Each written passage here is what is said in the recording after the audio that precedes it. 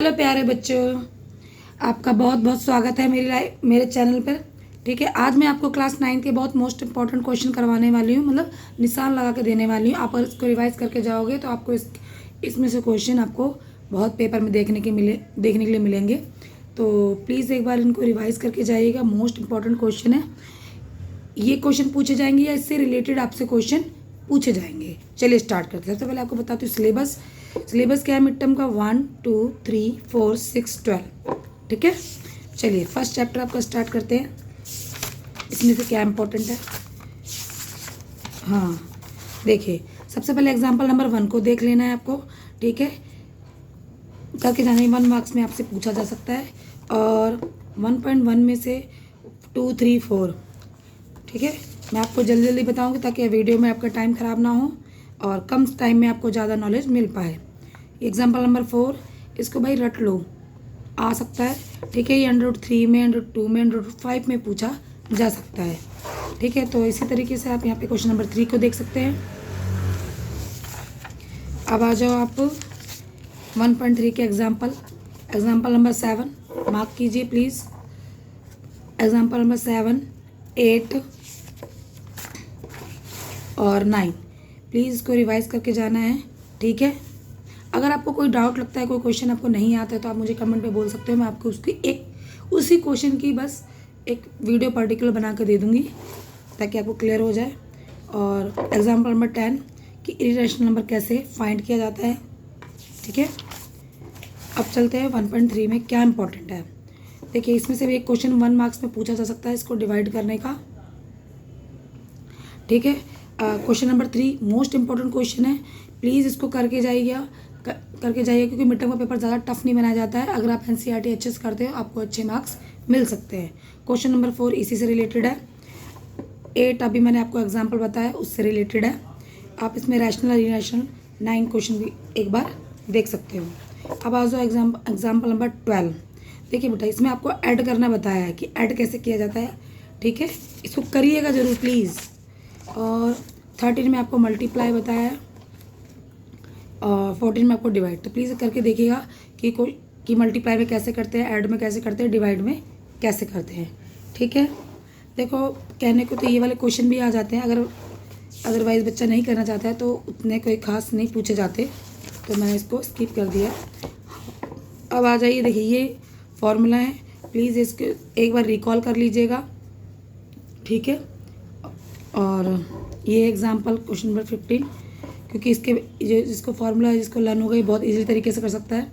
जिसको formula learn नहीं भी होता है, याद नहीं होता, तो मैंने एक और सेकंड तरीका बता रखा है, तो आप मेरी वीडियो पे जाइएगा तो 1.5 आपको दूसरे तरीके से भी मिल जाएगी करने के लिए। ठीक है, तो आप इसको एक बार ज़रूर रिवाइज़ कर लीजिएगा। अगर ना मिले तो प्लीज़ मुझे कमेंट में लिख के भेज दीजिए, मैं आपको लिंक भेज दूँगी। ठीक है, इसी तरीके से एग्जाम्पल नंबर 16 भी आप कर लीजिएगा, बहुत इजी है, कोई दिक्कत नहीं है, मतलब एग्जाम्पल ज़रूर रिवाइज़ कीजिएगा। 17 18 19 मोस्ट इम्पॉर्टेंट है। ठीक है, ये 1 मार्क्स में पूछा जा सकता है, और इसमें से सबसे ज़्यादा इम्पॉर्टेंट है बेटा 2। देखो मैंने आपको पीछे जो एग्जाम्पल कराया उससे रिलेटेड है ये, और 5, और ये जो नंबर 9 रिप्रेजेंट है। अगर बच्चा स्मार्ट है तो कर सकता है, कोई दिक्कत नहीं है। ठीक है, और मगर 2 और 5 को तो बिल्कुल रिवाइज कीजिएगा, इसमें से 1 क्वेश्चन पक्का पूछा जाएगा। अब आ जाओ, देखो ये लॉज है, तो देखो इनके ना एग्जाम्पल करके देखिए। अगर आपका ये ऐसे है तो आप इसको, अगर ये दोनों सेम है ना तो आप इसकी पावर ऐड हो जाती है, अगर ये डिवाइड में है तो ये माइनस हो जाती है, और ये दोनों अगर अलग अलग है तो ये मल्टीप्लाई हो जाता है, और ये ऊपर का सेम आता है। मतलब आपको एग्जाम्पल पे जाना है, मैंने इसे साइन कर दिया, इसमें से क्या क्या आएगा, तो आप बिल्कुल नज़रअंदाज मत कीजिएगा ज़रूर। ठीक है, ये, और अब आ जाइए, ये ज़रूर कीजिएगा बच्चों कि टीचर्स क्या होते हैं एग्जाम्पल से दे देती हैं ताकि उनको पेपर चेक करने में सहूलियत बनी रहे। ठीक है, तो आप कोई भी एग्जाम्पल छोड़िएगा नहीं प्लीज़, मैं बोल रही तो प्लीज़ कीजिएगा। अब आ जाइए 1.5 तो बहुत मोस्ट इंपॉर्टेंट है, इसको पूरा कीजिएगा। ठीक है, यहाँ पे आपका 1 चैप्टर ख़त्म होता है।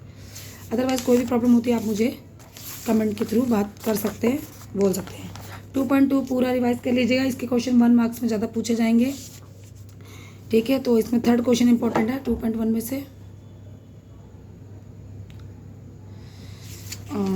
अब आ जाओ 2.2 पे। 2.2 में से इसमें से कोई 2 क्वेश्चन आप कर सकते हो, इसमें से एक कर सकते हो कि इसमें क्या पुट ऑन करना है। ठीक है, थर्ड क्वेश्चन को ज़रूर रिवाइज कर लीजिएगा। ठीक है, लगभग ये क्वेश्चन हो गए, ये हो गए, और ज़्यादा डिफ़िकल्ट भी टीचर्स नहीं पूछते हैं, पर आप कीजिएगा तो ज़रूर अच्छा रहेगा। ये बहुत इजी है। अगर x+5 है तो x = -5 हो जाएगा, ये इस साइड चला जाएगा। ठीक है, अब चलते हैं 2। हाँ, अब 2.3 पे देखिए बच्चों, 2.3 का आप क्वेश्चन नंबर एग्जाम्पल नंबर 10 कर लीजिएगा और 9 कर लीजिएगा। एग्जाम्पल को तो जितना हो सके कीजिए। ठीक है, 2.3 में से ये वाला क्वेश्चन आप कर लीजिएगा, आपको एक वो मिल जाएगा कि हाँ ये क्वेश्चन कैसे होते हैं। ठीक है, और इसमें से मैं बता देती हूँ आपको। हाँ, इसमें 4th और 5th बहुत इंपॉर्टेंट है, प्लीज़ ज़रूर करके जाइएगा। इसमें से एक क्वेश्चन, इसमें से एक क्वेश्चन इसमें से पूछा जा सकता है। थर्ड में से आप 2 क्वेश्चन आप कर सकते हो। ठीक है, तो यहाँ पे आपका ये 2.3 ख़त्म होती है। अब आ जाओ 2.4, मोस्ट इम्पॉर्टेंट चैप्टर है, इसमें से ज़्यादा पूछा जाएगा। ठीक है, तो देखो पहले इसमें आइडेंटिटीज़ आपको लर्न करनी है। टोटल आइडेंटिटीज 8 या 9 है या 10 होंगी, 8, 9, 10 ऐसे ही हैं, पर आपको आइडेंटिटीज लर्न होनी चाहिए कि बिना आइडेंटिटीज के आपको करना थोड़ी सी डिफ़िकल्टीज हो जाएंगी, तो नहीं हो पाएगा। ठीक है, तो इसके एग्जाम्पल सारे इंपॉर्टेंट है, मैं इसमें कुछ भी आपको छोड़ने के लिए एडवाइस नहीं करूँगी, सारा करने के लिए कहूँगी। कि टीचर क्या होता है ना कि अपनी सहूलियत के लिए एग्जाम्पल से क्वेश्चन दे देता है ताकि उनको पेपर चेक करने में आराम हो, तो इसलिए मैंने एग्जाम्पल आपको करने की। देखो आइडेंटिफाई सबको मतलब, ठीक है, सब में मैंने मार्क कर दिया है कि इसमें कुछ काटने लायक है ही नहीं बेटा। जो मैं आपको ये वाला क्वेश्चन ज़रूर कीजिएगा, इससे रिलेटेड सारे क्वेश्चन आ जाएंगे बेटा आपके। देखो टोटल यहाँ पे 8 आइडेंटिटीज़ है, मेरे हिसाब से 2 आइडेंटिटीज़ और बननी चाहिए। ठीक है, तो 19 और 20 सारे करना। अब 2.4 में आ जाओ, तो भाई मोस्ट इम्पॉर्टेंट, अगर मैं मोस्ट इम्पॉर्टेंट, ठीक है, तो 1 भी कीजिए, 2 भी कीजिए, 3 भी कीजिए। इसमें से ज़्यादातर ये वाला क्वेश्चन बहुत पूछा जाता है, तो प्लीज़ एक बार रिकॉल कर लीजिएगा, बच्चे कंफ्यूज हो जाते हैं इसमें। ठीक है, इसमें से भी आप कर सकते हो, कोई दिक्कत नहीं है। हाँ, ये देखो आइडेंटिटीज पे डिपेंड है, और ये वाला भी इसमें से, ये भी, हाँ इसमें से एक क्वेश्चन पूछा जा सकता है, मोस्ट इम्पॉर्टेंट है। ठीक है, अब आ जाओ 8 तक। अगर आप बच्चे देखो, अगर एवरेज बच्चे हो तो आप 8 तक सारा कुछ अच्छे से एकदम घोल के पी लो, बार बार 2-3 बार कर लो अच्छे से। ठीक है, और इसमें से आप क्या कट करना मैं आपको बता देती हूँ, ज़्यादा लेंथी हो जाता है वो क्वेश्चन, आप 12 को जोड़ सकते हो। और फैक्टर्स ये भी बहुत लंबा हो जाता है, आप नहीं भी करोगे तो कोई बड़ी बात नहीं है। ठीक है, 9 तक कर लो, और इसे 15 कर लेना। मतलब अगर ये बीच में 3-4 क्वेश्चन छोड़ना चाहते हो तो कोई दिक्कत नहीं है, ये थोड़े से बहुत ज़्यादा लेंथी हो जाते हैं। आसान है, मगर अगर बच्चा प्रैक्टिस करता है तो कर सकता है, बहुत कोई दिक्कत नहीं है। पर अगर इधर के पार्ट नहीं करना चाहते हो, लगता है कि नहीं लेंथी है, नहीं करना चाहते, छोड़ सकते हो। 15 कर लो ना, और आपका 16। ठीक है, ये ईजी है, कोई भी प्रॉब्लम नहीं है। ठीक है, यहाँ पे आपका 2 चैप्टर ख़त्म होता है। अब चलते हैं 3 चैप्टर में। 3 चैप्टर सबसे आसान चैप्टर है। इसमें से क्या ध्यान रखा है मैं आपको बता देती हूँ, देखिए।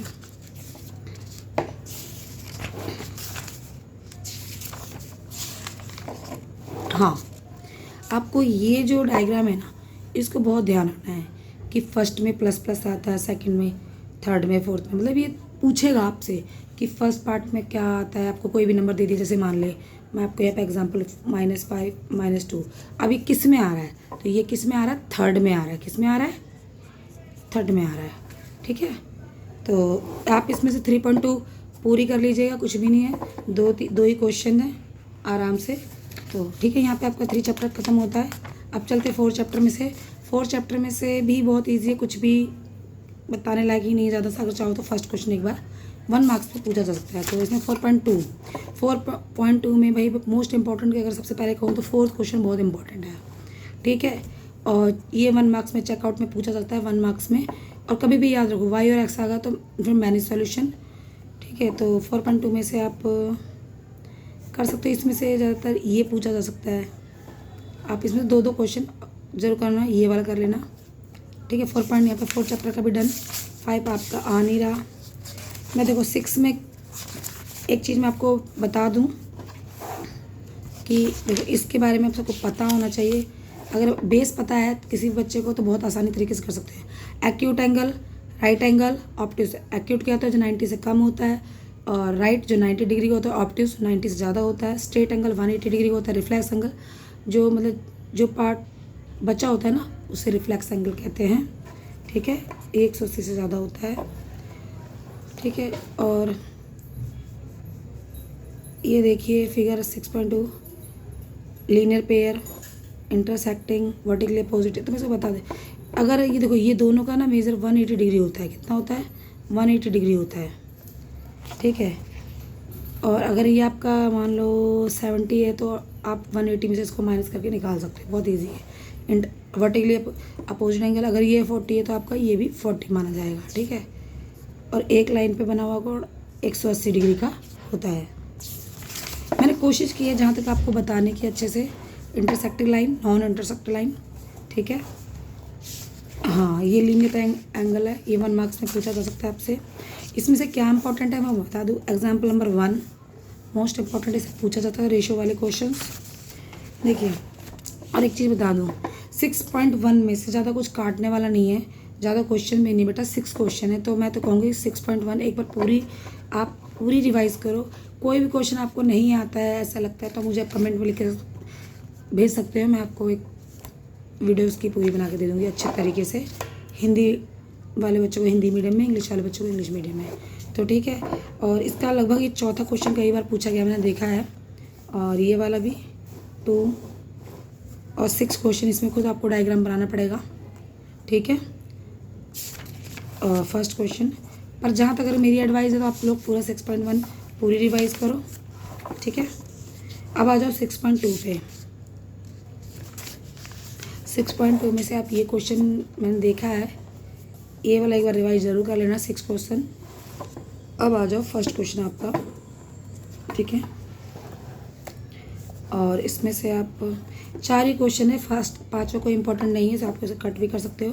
तो भाई इसके मैं तो कहूँगी 4 ही कर लो, क्योंकि पता है इन सवालों की क्या खासियत है कि ये सवाल डिट्टो आते हैं, इसमें कोई बनावट नहीं होती। ठीक है, ज़्यादा तो होगा तो एंगल्स में, कोण में आपको थोड़ी बहुत बनावट मिलेगी कि घटा बढ़ा दिया जाए, मगर ये सवाल डिट्टो आते हैं। तो प्लीज़ 6.2 पूरी कर लीजिए, ज़्यादा क्वेश्चन नहीं है इसमें। अब आ जाइए चैप्टर नंबर 12 पे।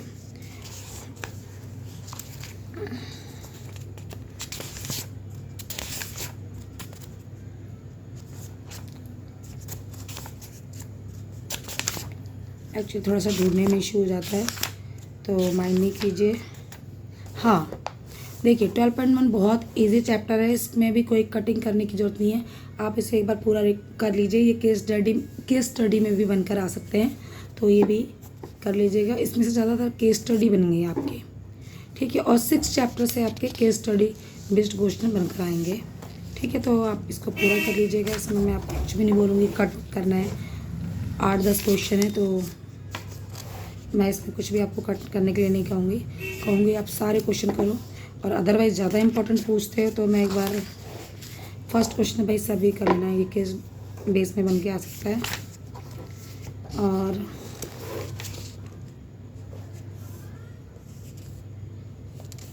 Four question 7, 6,